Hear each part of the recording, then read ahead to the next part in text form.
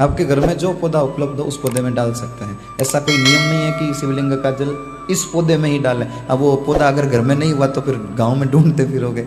मतलब बात ये ध्यान में रखनी है कि वो जो अभिषेक किया हुआ जल है वो कहीं नालियों में ना चला जाए, ऐसे ध्यान नहीं रखते। कई जगह मंदिरों में हमने देखा है वो अभिषेक किया हुआ जल ऐसे गंदी नालियों में जा रहा है, वो ठीक नहीं। अभिषेक के जल को एकत्रित कर लें, किसी भी पौधे में आप पधरा सकते हैं। अच्छा, कई लोग जल का चरणामृत भी लेते हैं, तो वो भी न लें।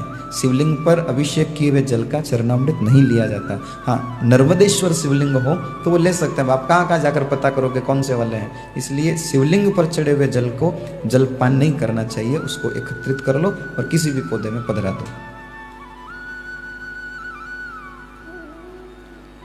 एक सवाल आया है, रामचरितमानस में जो विश्राम दिया हुआ है वहां तक पढ़ना जरूरी है या कुछ दो ही पढ़ सकते हैं?